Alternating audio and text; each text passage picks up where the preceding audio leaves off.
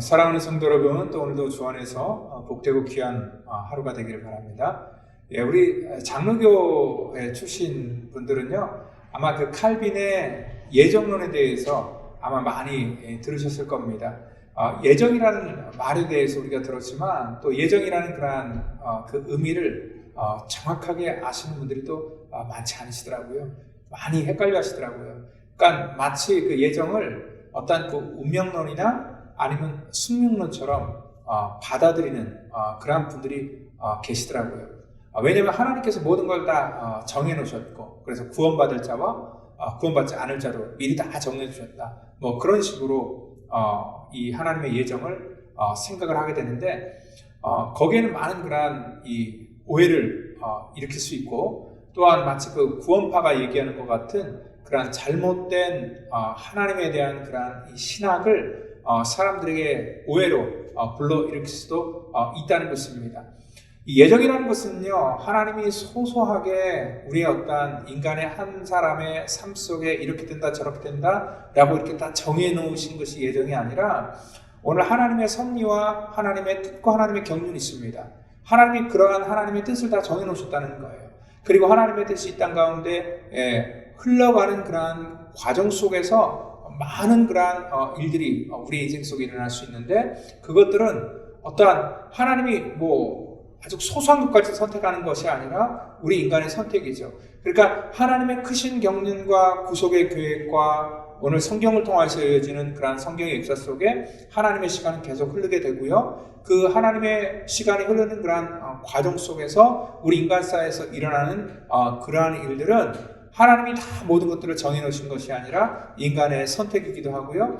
그리고 우리 인간의 선택 속에서 우리가 어저께 말씀했던 것처럼 우리가 뜻을 돌이키면은 하나님께서 다시 하나님의 그 선하신 그러한 이 경륜 속에 우리가 들어갈 때 하나님의 구속의 역사가 우리 속에 주어지게 된다는 그러한 의미라는 거죠. 그래서 이 예정이라는 것은요, 하나님께서 우리의 운명을 이렇게 결정했다. 그래서 이것은 우리의 숙명으로 받아들여야 된다라는 그러한 차원의 말씀이 아니라는 것을 여러분들 분명히 우리가 구별하셔야 된다는 거죠. 그래서 오늘은요, 우리가 이 예정과 또한 이런 숙명이라는 그러한 이 제목을 가지고 오늘 본문 속에서 나타나는 그런 하나님의 주권과 하나님의 계획에 대해서 우리 같이 한번 살펴보는 시간을 갖도록 하겠습니다. 예레미야 26장 16절에서 19절 말씀. 고관들과 모든 백성이 제사장들과 선지자들에게 이르되, 이 사람이 우리 하나님 여호와의 이름으로 우리에게 말하였으니 죽일 만한 이유가 없느니라. 그러자 그 지방의 장로 중 몇 사람이 일어나 백성의 온 회중에게 말하여 이르기를, 유다의 왕 히스기야 시대에 모레셋 사람 미가가 유다의 모든 백성에게 예언하여 이르되, 만군의 여호와께서 이와 같이 말씀하셨느니라. 시온은 밭같이 경작지가 될 것이며 예루살렘은 돌무더기가 되며 이 성전의 산은 산당의 숲과 같이 되리라 하였으나, 유다의 왕 히스기야와 모든 유다가 그를 죽였느냐? 히스기야가 여호와를 두려워하여 여호와께 간구하매 여호와께서 그들에게 선언한 재앙에 대하여 뜻을 돌이키지 아니하셨느냐? 우리가 이같이 하면 우리의 생명을 스스로 심히 해롭게 하는 것이니라. 아멘. 어제도 말씀드렸던 것처럼 우리가 우리의 삶 속에서 우리가 의지적으로 또 하나님의 은혜를 통하여 우리가 회개하고 돌아올 때 하나님께서는 하나님의 뜻을 돌이키시겠다라고 우리 가운데 약속해 주셨고, 또 하나님께서 뜻을 직접 돌이키시겠다고 우리 가운데 말씀하셨다는 것입니다. 특별히 오늘 여기 본문 속에서는요, 우리 두 왕을 비교합니다. 히스기야 왕과 오늘 여기 있는 그 여호야김을 오늘 비교를 하게 되는데요. 아마 그 히스기야 시대 때가 어떠한 시대였냐면, 북이스라엘이 망하는 그러한 시점 속에서 이 남유다의 왕으로 있었던 그러한 사람이 바로 이 히스기야 왕이었습니다.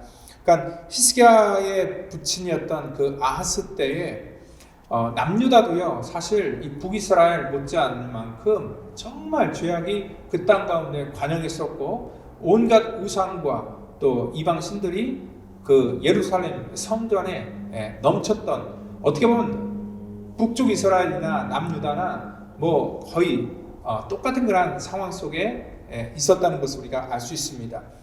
아마 이 히스기야 왕은요, 이 북이스라엘이 멸망하는 그러한 과정을 직접 다 듣고 봤던 그러한 사람입니다. 그 당시 아수르에 의해서 북이스라엘이 멸망을 당했는데요.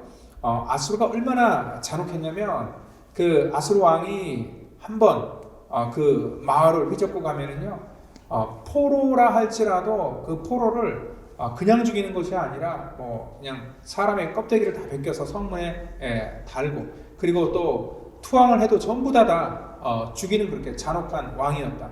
그리고 또한 뭐 이 아이들이든 남녀노소 구별하지 않고 또 같이 모여 있으면 또 다시 반항을 할 수 있으니까 다른 곳으로 인구 이동을 시켰는데, 그 이주 정책을 통하여서 또 어린아이나 아니면 노약자들이 그 발걸음을 못 맞추잖아요. 그럼 아수르 왕이 그냥 길 가는 그런 아이들을 그 돌에다 그냥 머리를 쳐박아 놓고 밟아서 죽였다라는 그런 기록들이 많이 나와 있는 것들을 볼 때 굉장히 잔혹했던 왕입니다. 어떻게 보면은 히스기야 왕도 자칫 잘못하면은 북이스라엘과 똑같은 그런 운명을 경험할 뻔했습니다. 왜냐하면 그들이라고 해서 뭔가 나은 것이 아무것도 없었기 때문이죠. 그래서 북이스라엘이 이렇게 잔혹하게 멸망을 당했던 것처럼 오늘 이 히스기야 왕의 운명도 똑같이 그렇게 망할 수밖에 없었는데, 그래도 히스기야 왕은요, 참 그런 과정 속에서 복된 선택을 했던 것 같습니다. 그러니까 늘 이 남유다의 그러한 운명도 풍전등화처럼 언제 아수르에서 무너질지 모르는 그러한 상황 속에 있었을 때, 이 미가 선지자가 히스기야 왕에 가서 어떤 하나님의 말씀을 오늘 예레미야하고 똑같이 딜리버리를 합니다.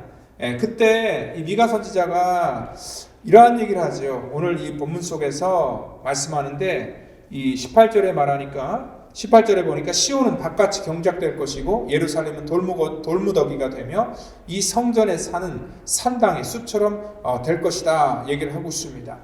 여러분들, 이 히스기야가 미가 선지자를 통해서 이 얘기를 들었을 때 오늘 그는 굉장히 듣기 싫었던 그런 소리였을 것입니다. 듣기 싫은 그런 소리에 그는 거부한 것이 아니라 오늘 히스기야는 그때부터 하나님 앞에 회개하기 시작합니다.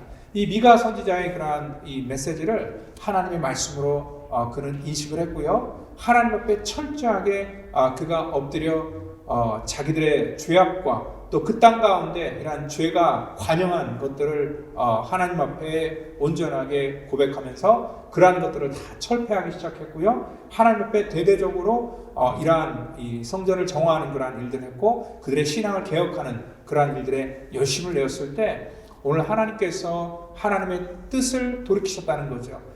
그러니까 운명론처럼, 이 숙명론처럼 어떠한 그 멸망의 그러한 그 이 운명이 주어졌던 것이 아니었습니다. 하나님께서는 이미 예정을 하셨죠. 그들을 멸하실 그러한 계획을. 그렇지만 하나님께서는 히스기야의 눈물을 보아서 하나님은 하나님의 뜻을 때로는 돌이키기도 하셨다는 거죠. 그때 하나님께서 특별한 은혜를 통하여서 이 아수르의 군대가 이 예루살렘을 이렇게 에워싸 예루살렘이 함락될 바로 그 시점 속에서 하나님의 영을 기적 같은 방법으로 아수르의 대군인 18만 5천을 한꺼번에 멸하셔서 그러한 모든 이 전쟁의 흐름을 완전히 다 바꿔놓으시고 또 유다를 그러한 위기 속에서 구해주셨던 그러한 경험이 있었습니다.